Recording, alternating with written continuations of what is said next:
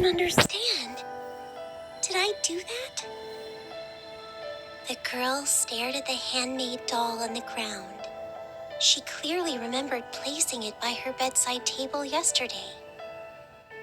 The doll had been ripped in two, a fitting allegory for the soul of the girl currently looking at it. Kitty? A terrified little kitten peeked out from under the sofa, its recently healed front paws trembling in fear, as if terrified of its master and something she had done. The girl thought to herself. She turned slowly to the mirror and was shocked at the figure staring back at her. Who are you?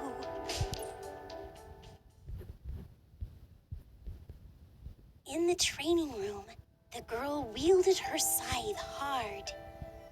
Even though she was sweating profusely and her hands holding the heavy scythe kept shaking, the girl gritted her teeth and raised her arms again and again. Disassociating herself into two identities? That must be the girl's fault. She's too useless. It's time to stop mucking around and to become stronger. This girl won't let everyone down. Hey, do you feel like little Elsie is pushing herself a bit hard these days? Yeah, she's always had a great work ethic, but you know, it might be because she's got her hands on the new access key and can't wait to use its full potential. Come to think of it, what did you think of little Elsie's behavior at the last test of courage? The very voice the girl most dreaded was the same she found whispering into her ear. Was there something deeply dark and cynical within Osiris? Or had her good girl persona been an act all along? It was her greatest fear and drove the girl into an endless honing of her skills with the new access key so as to hopefully never hear that voice again. Such a little princess! Wouldn't it be easier to just wipe them all out? Little Elsie, what's wrong? She's fainted! Quick, call the medical department.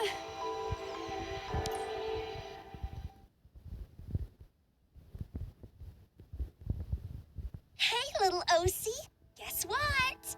We're in the same group for the first round tenure test. Oh, yeah. I got the message.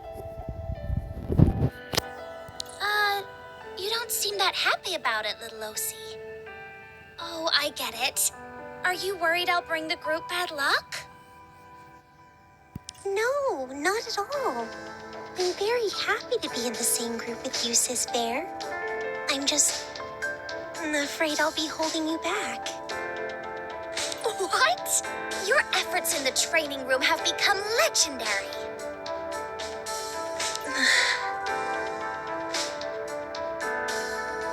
You're worried about fainting again? Don't even think twice about it. It's really common in training. I've even been known to faint from hunger a few times. I don't think it's the same, is it? Come on! Let's just do our best. We'll be joining the Special Task Force together this year. Right. I'll do my best. You'll never win with such a weak teammate by your side. Little Osie, what's wrong? I'm fine, Sis Fair. I just need a bit of rest. Osiris ran to the nearest bathroom. She kept staring in the mirror. She saw her face one moment, another the next. Finally, she sagged exhausted against the bathroom wall as she struggled to contain her mounting sense of disgust. I can't. I don't think I can hold her off.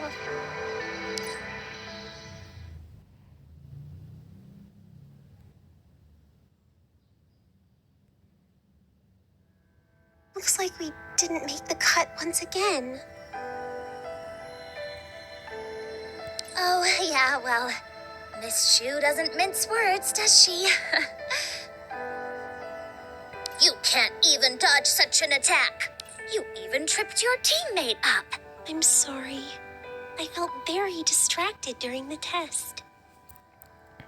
That's all right. We can always redo the test in a few days.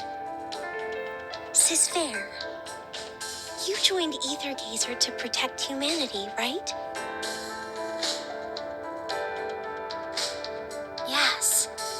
But if you want to be specific, the source of all my precious memories, my family, friends, the forest around my hometown, you know, I won't. Wow. That's Oh, is it? I don't think so. I basically grew up at Aether Gazer. The Special Task Force was a natural step to repay everyone's kindness, but I never thought about it the way you do. I'm not sure I agree with that. I think you're really amazing in your own right. Isn't that why you're working so hard? I thought that was your biggest motivator, to try to give something back. All right, we better feed our hungry bellies first. Come on, we're gonna pass the test tomorrow, okay? Yet Verdhandy's words were a cold comfort for the girl at that moment. Because the girl realized, deep down, her situation was nowhere near as rosy as it looked. These sorts of casual encouragements felt more like a weight on the girl's shoulders, or a spiderweb trapping her movement. Can I trust the words of the fox?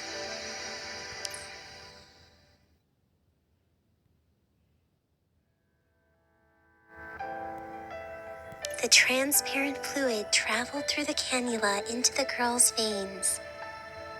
She regained consciousness without any idea of how or when she'd been transported there. The girl noticed blurry shadows moving and talking from outside the window. Their conversation appeared somewhat heavy-laden. Are you sure it's another personality entirely? Yes. In terms of body language, speech patterns, everything. There's no match between our Osiris and the person who destroyed the training room.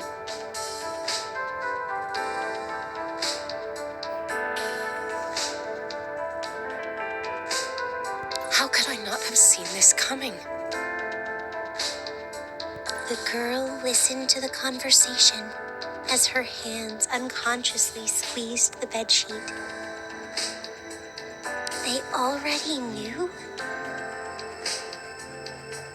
Was this sweet, good-natured girl's body inhabited by an evil, violent entity incapable of neither empathy or kindness, but only destruction? What would become of her? Was she destined for a life under a microscope like some kind of lab rat? Could she? The girl wanted to leave her bed, but found herself incapable of movement. Do you have any idea of the cause? Most likely, overuse of that access key living soul generated a whole new personality. No! She was here before I got the living soul. Even so, this is a kind of pathological sickness, correct? Pathological sickness? Yeah. I'll come up with a treatment plan over the next few days. Don't let her use that access key again before then. Okay. We'll keep a close eye on her. The girl decided not to say the words on the tip of her tongue. They're right. If this is an illness, then the girl's just a helpless bystander. Sometimes people just get sick. Nothing anyone can do about that. Yes. All the girl needs to get better is simply to accept this treatment. All I'm doing is simply not disclosing a few things that I'm not sure about anyway. I'd hardly consider that lying.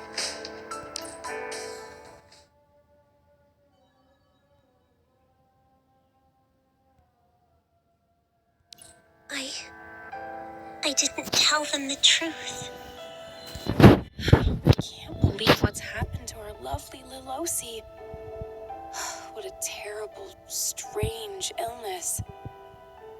Imagine having to share control over your own body with another entity. Terrifying. But that's all right. Lil Osi will be fine again after the operation. Yet Osiris found cold comfort in these encouraging words, which also reminded her of the truth she had been concealing. The girl lay on the operating table. A few extremely bright lights banished every shadow from the room, like dazzling moons. She heard the sound of the surgical tweezers being removed from the box as the echocardiogram kept beeping in rhythmic fashion. It'll be completely fine, Osiris. All this will be over after a short nap. Miss Shu? Don't worry about it, okay? Okuni Nushi thinks she'll simply not reappear ever again. Does that mean she will vanish forever? It was simply a side effect of using the living soul. We aren't even sure whether it's a real personality or just a partial aspect of one. Don't overthink it, Osiris. All we're doing is helping you recover back to normal. Back to normal. But what if this personality has always been a part of me? Preparing to administer special anesthesia. 10 milligrams. 20. I've lied to everyone. They're going to remove her like some sort of parasite, but no one's asked her for her opinion. 30 milligrams. Wait, Miss Shu. 40 milligrams. 50 milligrams. Target has been sedated. Commencing personality separation procedure.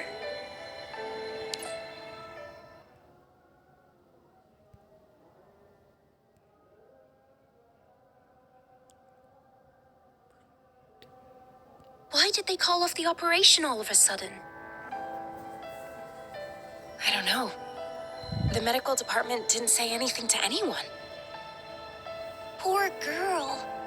So that evil personality is still stuck in Osiris's body, right? So where is Lil Osi right now? I heard they're keeping her under observation. And Shu is teaching her how to suppress the other personality. How did you find that out? The observation room is off limits, but I happened to catch sight of Lilosi sitting by herself when I walked past. She looked real lonely. Fantastic. Did I do that? I mean, destroy the equipment in the observation room and damage all those AGI mechas? Oh, no, that wasn't you, Osiris. Well, I suppose it was in some sense. In summary, you are unwell, Osiris, but you'll be fine once we treat this sickness. I'm sorry. Shu asked us not to let you see any of these, but your body seems to be resisting the anesthetics. We weren't sure when you'd wake up. It's okay. I can sense what happens to my body, and there's no concealing bruises or injections. So the sheep chose to ignore the fox's words and lie to keep her secret. But the outcome was never in doubt. The sheep could not be popular forever. I don't get your meaning, Osiris. That's all right. I'm sorry. Let's administer the medicine.